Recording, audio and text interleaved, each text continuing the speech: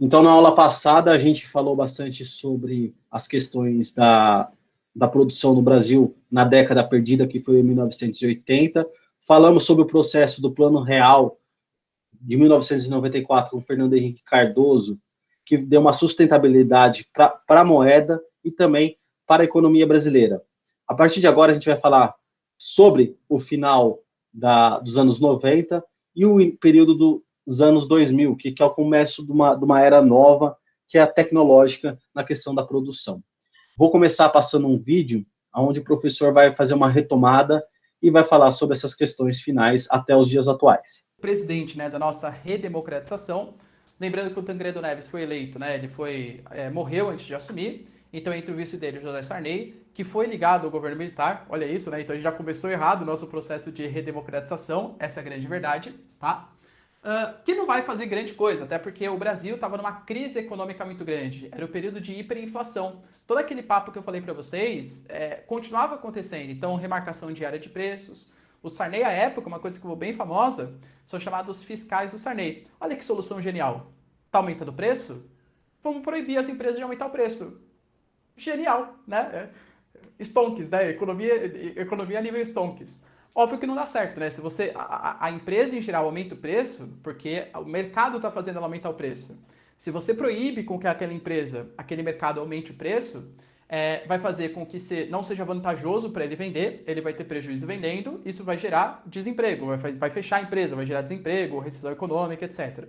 Então o Sarney não conseguiu resolver a nossa vida econômica. Fato é, galera, que em 1989, no meio desse fuzuê inteiro do governo Sarney, é proposto pelo FMI, Fundo Monetário Internacional, o Banco Mundial e os Estados Unidos, eles propõem o chamado Consenso de Washington. Super importante, não só para o Brasil, mas para a América Latina inteira na década de 90. O que seria esse Consenso de Washington? Uma recomendação. O Chile o Chile é um caso à parte, tá? O Chile já veio um pouco mais liberal antes mesmo da década de 90.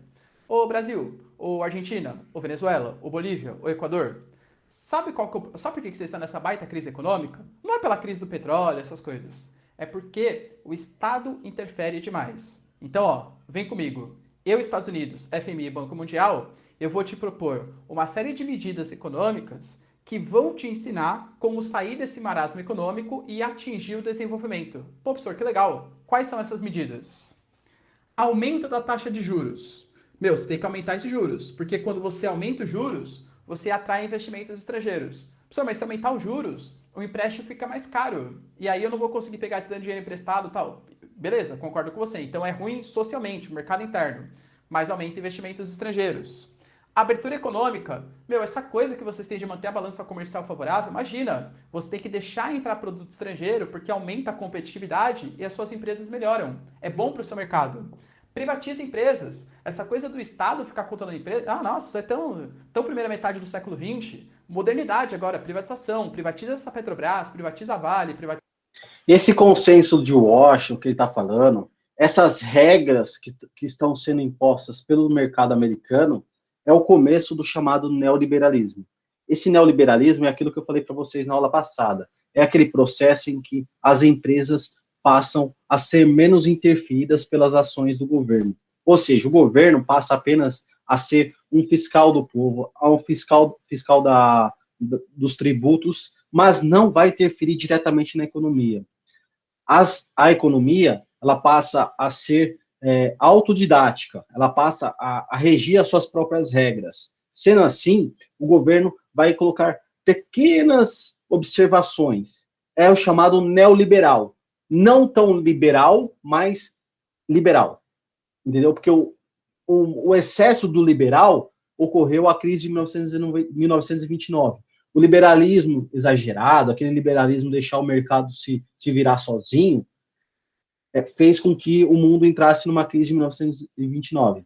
O neoliberal, são pitacos que o governo dá, mas que no final das contas, a economia ela se gera sozinha, ela se reúne sozinho, ela se transforma sozinha, mas com aquela supervisão do governo. Porque o liberalismo em si, o liberalismo falado, aquele que no final do século XIX para o século XX, levou o mundo a quebra da Bolsa de 1929. E esse neoliberal é algo parecido, mas com a diferença que eu falei para vocês, pitacos do governo, para não deixar transcorrer como ocorreu em 1929. Privatiza a CSN, privatiza tudo que der. O Estado tem que cuidar de saúde, segurança e justiça, no máximo, e educação, tá? Corte de gastos públicos. Programa social é só gasto. Isso não reverbera em coisas boas economicamente. Desregulamentação do mercado financeiro. O que o Estado vai falar? Para quem que o banco pode emprestar? Para quem que ele não pode? Imagina, os bancos têm que se autorregular. Eles têm que definir a taxa de juros dele, eles que têm que definir qual que vai ser o preço dos empréstimos, do crédito, etc. Tá? Ou seja, uma série de conjuntos neoliberais, liberais de maneira geral, tá? Que a gente considera hoje, na época não tinha essas palavras, tá? Mas hoje a gente pode chamar isso aqui de medidas de austeridade ou medidas de ajuste fiscal, medidas de responsabilidade.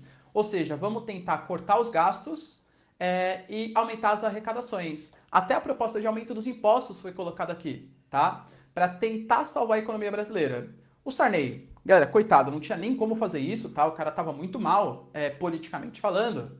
Mas, na década de 90, surge ele, Collor. E o Collor, aí sim, vai começar com essas políticas neoliberais, tá bom? Tira um print aqui, ó. E aqui eu vou colocar para vocês um rápido panorama do período de redemocratização, né, os principais pontos de cada governo, relacionando também com o processo de industrialização. O primeiro governo, o governo Collor, galera, convenhamos, né, ficou 2 anos aí no poder, muito pouco, mas ele iniciou o processo de privatização baseado no consenso de Washington, mas a crise econômica não passava, hiperinflação, tudo tal, ele vai tomar a medida de fazer o confisco do dinheiro da poupança. Imagina, ter o dinheiro da poupança, no dia seguinte você não tem, o Estado tomou emprestado, tá? Sem pedir, mas tomou emprestado. Isso vai trazer uma queda de popularidade muito grande, uma pressão política muito grande, até que é descoberto no seu nome um Fiat Elba de maneira irregular. Isso é motivo para a abertura do processo de impeachment. Ele renuncia antes de realmente ser tirado do poder. Assumiu o seu vice, o Itamar Franco. O Itamar Franco, que vai ter como ministro da Fazenda inicialmente o Ciro Gomes, depois o Fernando Henrique Cardoso, e ele propõe o Plano Real, ou seja, a moeda que a gente tem hoje. Depois de uma série de planos econômicos, Plano Cruzeiro, Cruzado Novo, Cruzeiro, enfim, galera, uma série de planos econômicos, o Plano Real finalmente consegue consolidar $1 a R$1, ou seja, um câmbio fixo. Tá? E isso vai fazer com que a nossa inflação finalmente consiga se manter sob controle. De verdade, isso foi um plano muito bom economicamente, por quê? Porque a inflação, de maneira geral, ela atinge principalmente os mais pobres. Se você é um cara rico, ganha lá seus 500 mil, vamos pegar a moeda de hoje, né? 500 mil por mês, e tá com uma hiperinflação, sabe o que você pode fazer? Colocar no investimento. Você pega o seu salário ali, né? Você pega o seu investimento, que é atrelado à inflação, então você não vai perdendo o poder de compra. Quem perde o poder de compra com a inflação muito grande são os mais pobres, que recebe o salário e tem que gastar aquele salário. Então, efetivamente, ele vê ali o seu dinheiro perdendo valor. Não os ricos, que conseguem fugir da inflação com esses investimentos aí malucos, percebe? Então, o Plano Real, ele foi super importante para recuperar a confiança do mercado estrangeiro no Brasil e principalmente para os mais pobres. A inflação atinge principalmente os mais pobres.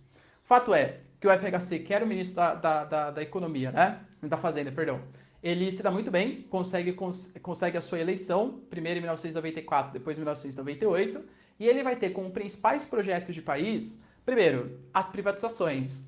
Algumas privatizações um pouco mal explicadas, tanto que a gente fala da tal da privataria tucana, né? Ou seja, dizem aí que...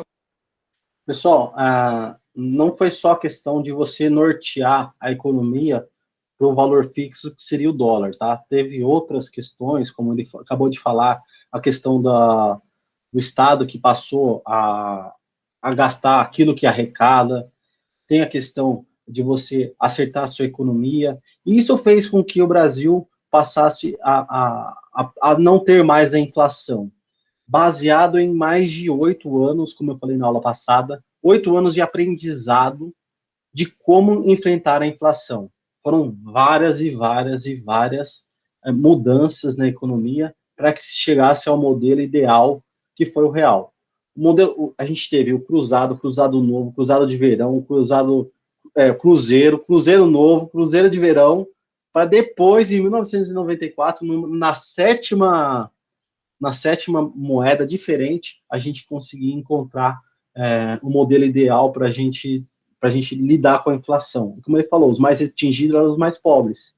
Os mais pobres que tinham que sair correndo para fazer compras. Os mais pobres que perdiam sua poupança lá no banco. E essa mudança da moeda, desse plano real, mudou também a economia brasileira. Ela passou a ser mais estável, as pessoas conseguiram fazer compras em mercados, em pagar em 5, 6, 7 vezes, algo que antes não podia. As pessoas não conseguiam antes ter eletrodoméstico, por quê? Porque não conseguia financiar. Porque se financiasse num dia, no outro dia, o preço já estava maior. Então não havia aqueles carnês, aqueles pré que você paga em 10 vezes no cartão de crédito, não havia nada disso. O que havia era, você recebeu, você compra. Se você tem, tem. Se você não tem, você fica sem. E assim funcionou o Brasil até 1994. Então, vocês podem observar, conversando com o pai de vocês, que as primeiras TVs que eles tiveram, aquelas TVs de tubo, de 14, depois de 20, é tudo pós 1994. Tudo pós a viagem, como dizem minha mãe. Minha mãe fala que ela só conseguiu ter alguma coisa depois da novela A Viagem, que foi de 1994. A mesma novela está sendo reprisada lá na TV Viva. Algumas privatizações foram feitas muito abaixo do preço do mercado. Por quê? Teve desvio de verba? Será que não teve? Enfim, galera, deixem aberto aí para vocês saberem. Mas o fato é que algumas privatizações aconteceram importantes, né? Abertura de capital, Petrobras, Vale, etc. E políticas sociais. Algumas foram criadas. Só que essas...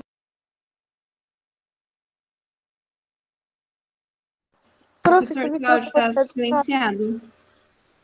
Uai, aconteceu? Não, estou aqui, gente. Esse modelo aqui, vocês estão vendo privatizações?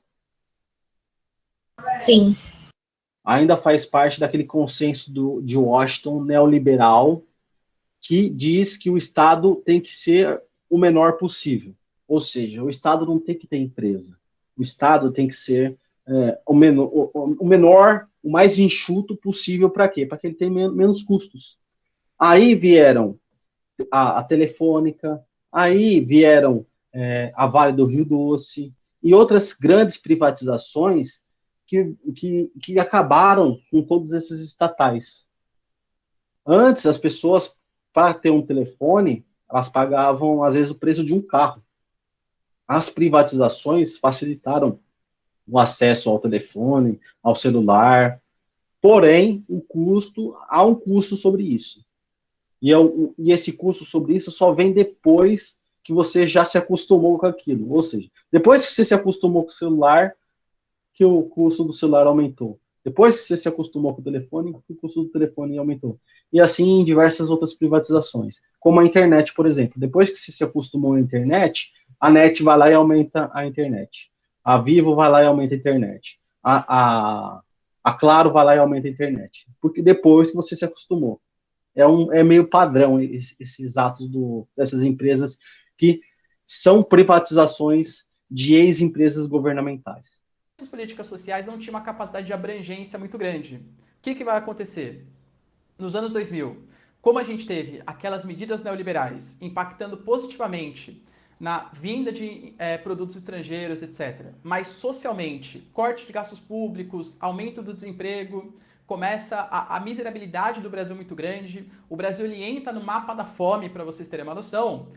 Nos anos 2000, não só no Brasil, mas na América Latina, surgem governos que vão criticar esse neoliberalismo, que são governos mais de esquerda, governos mais progressistas. Aqui no Brasil, o governo Lula e o governo Dilma. Obviamente, isso aqui é bem um resuminho para vocês, tá? Nessa época, para sorte deles também, houve uma explosão do preço das commodities, produtos primários, soja, ferro, enfim, tudo que o Brasil vendia dispara de preço. E dispara assim 4, 5 vezes mais caro. Ao mesmo tempo, os programas sociais, alguns deles feitos no governo FHC, eles são unidos e eles são distribuídos para o Brasil como um todo, e isso vai fazer com que a gente tenha o desenvolvimento de um mercado consumidor que a gente não tinha anteriormente. E lembra, consumo roda o círculo da economia e, ao mesmo tempo, o governo se aproveita dessa explosão do preço das commodities para conseguir desenvolver universidades federais, algumas empresas estatais, e isso vai, de novo, movimentando a nossa economia. Os anos 2000 para o Brasil é um ano em que o Brasil, os anos, né? Entra para os BRICS. O Brasil passa a ser considerado um país emergente, ou seja, um país que vai atingir o desenvolvimento econômico. A gente passa a participar do G20 econômico, do G20 comercial. A gente pleiteia uma vaga no Conselho de Segurança da ONU. O Obama olha para o Lula e fala, he is the guy. Por quê? Aumento do preço das commodities e auxílio dos programas sociais. O Brasil passa para um outro patamar. Ele passa a ser uma liderança dos países subdesenvolvidos. Porém, casos de corrupção, esquema do... Porém, o que faltou para vocês, na visão de vocês, para o Brasil continuar sendo esse país emergente? O que faltou para o governo Lula? Organização, professor? Não. O que em 500 anos sempre faltou para o brasileiro? Investimento em que área? Científica. Tecnologia? Tecnológica. Científica e tecnológica. Por isso que a gente ainda é extremamente dependente de commodities. Commodity é um produto Estrangeiro? primário, Primário? secundário, primário. Ah, primário, é. E o primário veio da onde, gente? Extração da onde? Da Terra? Terra. Acho que, graças a Deus, minhas aulas de geografia estão servindo para alguma coisa. Olha que bênção. Parabéns a todos vocês que participaram. Vocês estão entendendo. Por isso que o Brasil ainda não é um país desenvolvido, porque ainda depende muito da venda de produtos Primários.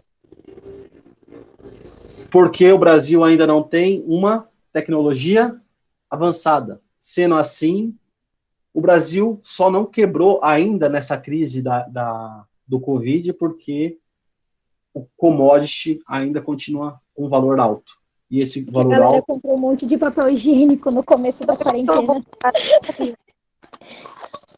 Possivelmente, se a gente não tivesse esse commodity num valor elevado até hoje, a gente já tinha quebrado. Graças a Deus, ainda esse commodity ainda segura a gente. Mas é aquilo. Por mais que você tenha muita venda de commodity, ao mesmo tempo você não tem um investimento em tecnologia. E isso cobra um preço. No caso, cobrou o preço de milhares de vidas.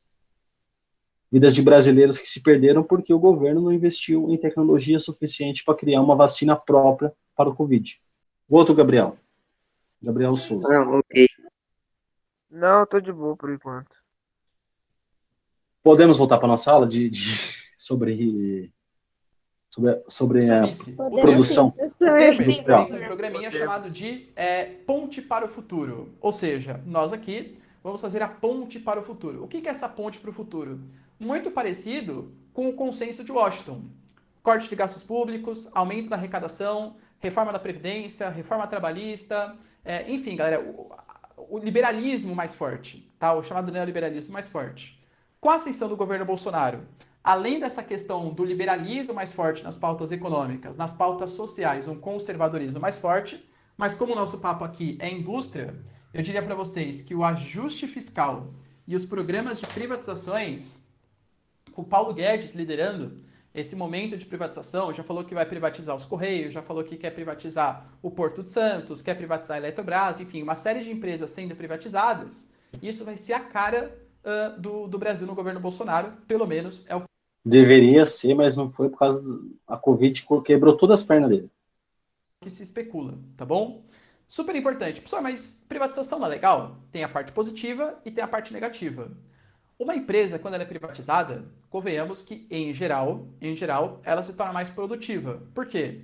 Não tem indicações políticas. O cara que é dono de uma empresa privada, se a empresa dele se der mal, quem perde dinheiro é ele. Uma empresa estatal, se o cara for um mau gestor, a empresa perder dinheiro, quem perde dinheiro é ele? Não. Ele vai receber o dinheiro do Estado independente. Quem vai perder dinheiro é a empresa. Consequentemente, o país, o povo, porque aquilo é sustentado pelo dinheiro dos impostos, percebe? Só que, ao mesmo tempo, existem algumas estatais que elas têm uma função social importante. Enquanto a empresa privada, e não tem nada de errado nisso, tem a ideia de dar lucro. Ou seja, na década de 90, quando começou aquele processo de privatização Tanto no governo Collor como no governo FHC, foram criadas as agências reguladoras, ou seja, agências que vão impedir, na teoria, claro, que as empresas privadas somente lucrem e não ofereçam um serviço social. Vou dar um exemplo para vocês, que é a questão da comunicação. Na década de 90, a comunicação no Brasil era estatal, na década de 80. Na década de 90 foi privatizada. Legal. Só que vale muito a pena para uma empresa de comunicação ter lucro explorando São Paulo, explorando Rio de Janeiro, explorando Belo Horizonte, Recife, enfim, as grandes capitais. Mas e chique-chique na Bahia? Nada contra chique-chique na Bahia. Mas não rende tanto dinheiro assim. O que a Anatel tem que fazer, que é essa agência reguladora? Pertence ao Estado. Ô, Vivo, você quer ganhar dinheiro com São Paulo, não quer? Só que você ganha dinheiro com São Paulo, mas também tem que investir em chique-chique na Bahia. Ô, Tim, você quer ganhar dinheiro, sei lá, com o Rio de Janeiro, mas também tem que investir em outras regiões mais interioranas, tá bom? Então, assim, a privatização hoje, ela está sendo bastante questionada por esse papel social das empresas. Será que vale a pena? Será que não vale? Enfim, tá? Tira um print aí, que a gente vai discutir um pouquinho agora sobre a questão de dois processos que vem acontecendo com a indústria brasileira. Tira um print aí. A gente percebe, então, que o Estado ele tem uma motivação Muita atenção agora. Muita atenção agora, tá, pessoal? assim, muito grande para tornar o que o Brasil é hoje. Independente se era nacionalista, nacional desenvolvimentista, enfim, o Estado ele sempre pegou assim, a indústria e colocou no colo do Brasil. O Estado foi o motivador do crescimento econômico. Hoje o Brasil vem passando por uma reprimarização da sua economia. Por alguns motivos. Eu diria para vocês, reprimarização, estou falando assim, no sentido que hoje o setor primário ele está cada vez mais ganhando destaque na pauta de importações do Brasil. O Brasil ele está se desindustrializando. O índice de crescimento da nossa indústria é negativo. As indústrias hoje mais saem do Brasil do que ficam no Brasil. Por quê? Primeira coisa, o Estado não é mais o motivador da industrialização, tá? E com esse fato posto, quem poderia motivar a atração de indústrias para cá, o desenvolvimento de empreendedorismo e tal, seriam vantagens competitivas. Em um mundo globalizado, imagina, você pode colocar sua indústria no Brasil ou no Vietnã.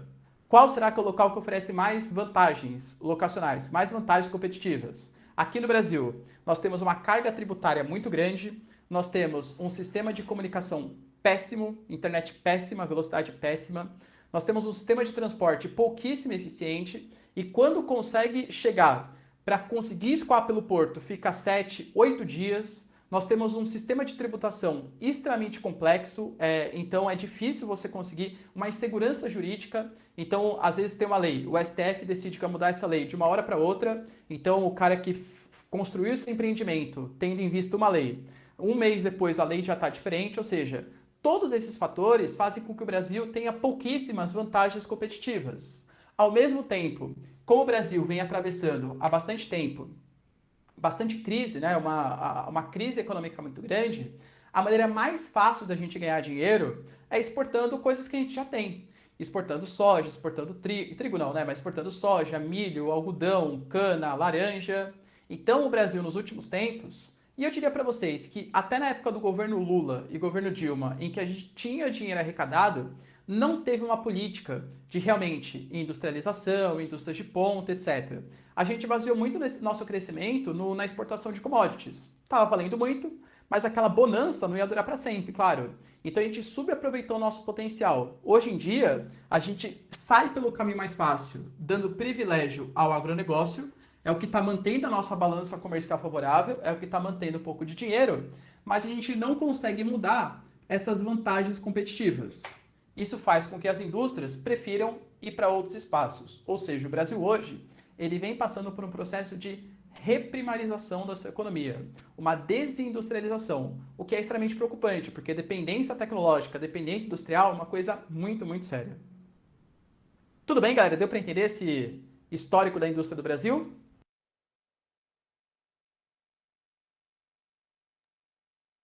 Tá mutado, professor. Pessoal, até aí, alguma dúvida? Não, professor. Não, prof. Não, professor. Não. Vamos só agora. Professor. Pode falar. Ai, voltando ao assunto sobre o coisinha lá, eu tava aqui pensando. E se a gente votar no Lula e não mudar nada? E se a gente votar no presidente e não mudar nada? Vocês já pararam pra pensar nisso? Porque eu fiquei pensando nisso e vai dar muita raiva se a gente for lá e votar achando que, achando que vai mudar alguma coisa, mas no fato não vai mudar nada. Porque, tipo, até onde eu E vi, vai mudar sim, Yasmin. todos os presidentes sempre prometem, mas nunca cumprem. Todos, são todos. Sabe por quê? Porque o presidente ele pode prometer o que ele quiser. Se ele não tiver como apoio o Senado e a Câmara dos Deputados que trabalhem junto com ele, em um respeito mútuo com o jurídico, que é a Corte dos Ministros do Judiciário, você não consegue fazer nada nesse país. E para isso, você precisa ter algo que não tem no Bolsonaro e que o Lula não soube aproveitar, que é exatamente o diálogo político. Saber como dialogar e respeitar interesses conflitantes. E o primeiro passo é saber ouvir o seu aliado, saber ouvir também aquela pessoa que contrapõe a sua ideia, sentar e reunir e encontrar soluções juntas. Enquanto o Brasil, só um pouquinho, enquanto o Brasil não encontrar alguém que seja capaz de fazer esse meio termo, dialogar com todas as frentes, a gente sempre vai bater no martelo, ou vai sempre bater no prego com a ponta do punho. Ou seja, vai dar furo sempre com um soco forte. O Bolsonaro faz isso, ele pega um prego e fica dando soco no prego. É claro que a mão dele toda hora vai ficar machucada, porque você tem que conversar, dialogar, e o pessoal do Congresso e do Senado são difíceis mesmo, velho. É difícil você lidar com esse pessoal. Como que você lida com eles? Primeiro, com apoio popular. Segundo, sendo uma pessoa que mostre ideias claras, convença o mercado financeiro. E isso o presidente não tem. E é difícil ter, realmente. Podemos mudar de assunto? Pode falar. Por favor, professor, por favor. Vendo? Oi? Ai, desculpa, que agora eu fiquei muito interessada sobre esse assunto. Ô, professor, Mas enfim, eu tava vendo que. Eu tava assistindo um negócio, mas falou também. Que o Brasil era para ser o país mais rico do mundo, sabe? Pique Dubai, Sim. assim, tudo mais. Só que, por causa da corrupção, por causa de roubalheira e tudo mais, não é. Aí eu fiquei pensando, se não existisse isso, o nosso país ia ser tão... Nossa Senhora. O nosso e todos, né? Então é aquilo que foi para vocês. O problema brasileiro sempre foi estrutural e não falta de recursos naturais. Vamos continuar, tá, gente? Senão a gente não... professor, Oi. então, eu não vou falar desse assunto, não, mas quando eu terminar a aula, o senhor vai se descansa, viu? Porque tá com uma cara que tá mal, então dorme, tá? Pelo amor de Deus. Eu tô meio zoado mesmo. Tô precisando dar uma deitada, tô com dor de garganta. Professor, melhoras. Vamos lá, gente, preciso terminar essa aula aqui. Vamos passar. Eu preciso que vocês me ajudem. Alguém que leia bem rapidinho a questão de São Paulo. Professor, aqui. Por favor. Só ver se eu vou conseguir enxergar isso. Não, eu vou melhorar. Indústria de São cega. Paulo. Indústria de São Paulo. Peraí. Vai lá. Deixa eu dar zoom. Então. A gênese de desenvolvimento industrial no estado de São Paulo iniciou-se em meados das décadas de 1880 e 1890, por meio dos capitais advindos da superprodução cafeeira e das iniciativas dos imigrantes europeus, que impulsionaram aqui o processo da industrialização. Porém, pouco antes desse período, os empresários fazendeiros tentaram se tornar, mas não foram bem-sucedidos e perderam as suas unidades fábricas. Acho que é isso. No Fabrício. entanto, sua capacidade empresária foi muito relevante, pois eles promoveram a expansão das estradas de ferro, a introdução da imigração europeia para as fazendas e a plantação da rede bancária. Mas as crises no preço do café antes da Primeira Guerra Mundial acabaram levando à bancarrota as indústrias dos plantadores de café. Os imigrantes interferir na economia cafeeira paulista no final do século XIX, como colonos com capacidade produtiva e de consumo superior dos escravos. Pequenos negociantes, artesanais e comerciais, grandes impérios industriais. Em 1935, eles detinham a maioria das indústrias paulistas. A indústria crescendo mais do que o dobro da indústria do resto do país. Já no período entre 1919 e 1929, a indústria paulista passou a diversificar alguns segmentos de indústrias mais dinâmicos de produção. Entender o mercado para Mamigonian, 1936. Vários fatores pesaram a favor de São Paulo e todos eles associados à migração. O número de empresários, a mão de obra para um mercado mais amplo e sólido, que possibilitou a buscar novos mercados. Além disso, reunia condições excepcionais de infraestrutura básica, ferrovia, rodovia e eletricidade, entre outros. A década de 1930 foi o marco do processo de desenvolvimento capitalista no Brasil, tendo como modo a industrialização. A industrialização emergiu como o viés de substituição de importações após o crack da Bolsa de Nova York. A partir da década de 1930, o fenômeno da urbanização se intensificou e, posteriormente, se acelerou devido às mudanças na estrutura produtiva.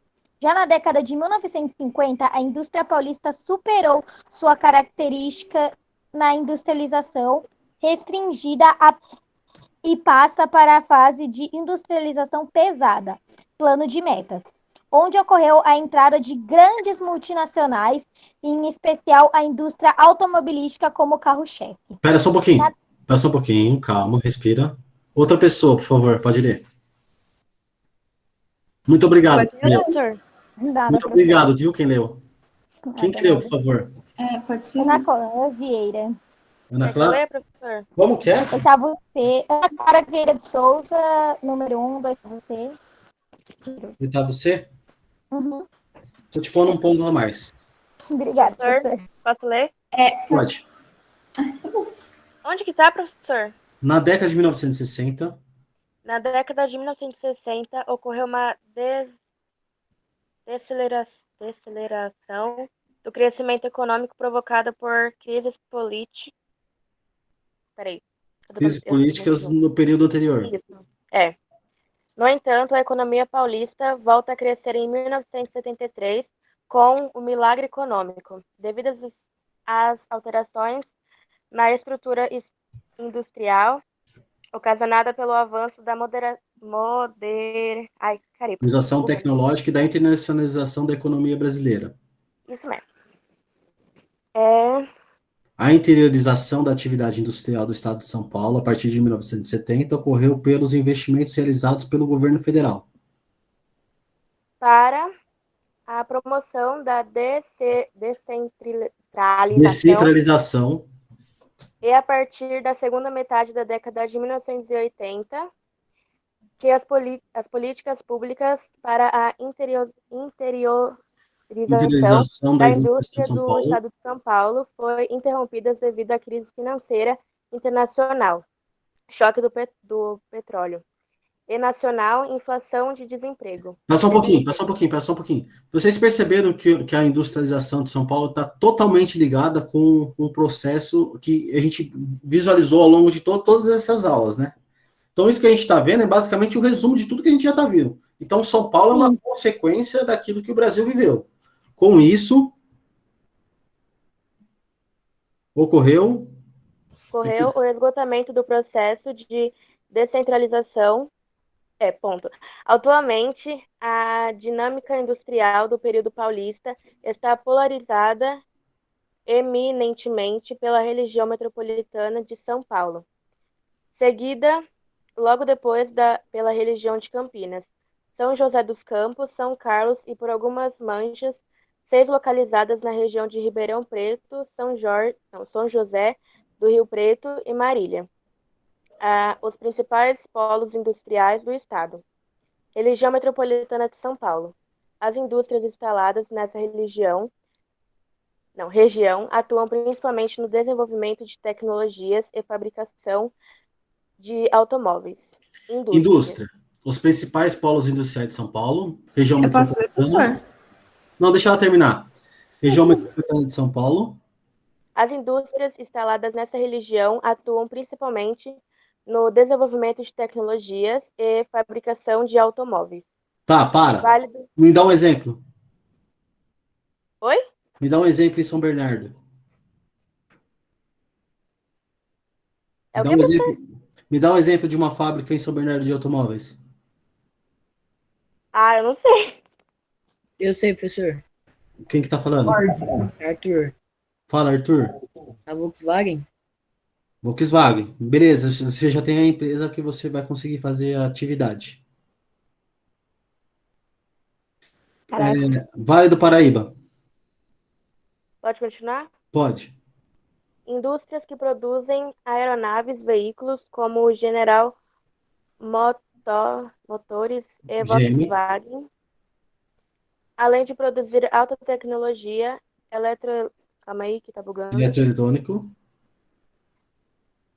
Isso mesmo. Textil e química. Inclusive, pessoal, aqui no Vale do Paraíba é aquela região ali em Taubaté, tá? Tem as maiores indústrias aeronaves, inclusive a Embraer, que é uma estatal brasileira, produtora de aviões para o mundo inteiro, está localizada nessa região. Ela é um dos poucos polos tecnológicos brasileiros de alta tecnologia. Então, o Brasil tem uma das melhores companhias aeroespaciais do mundo, que é a Embraer, e está localizada nessa região do Vale do Paraíba, ali em Taubaté. Campinas. Peraí. Posso As ler, pro? indústrias dessa Um pouquinho, região deixa eu terminar. concentram na produção, sobretudo de automóveis, tecnologias, petroquímicas e textis. Têxteis. Tá. É isso mesmo. Pode continuar? Região administrativa central.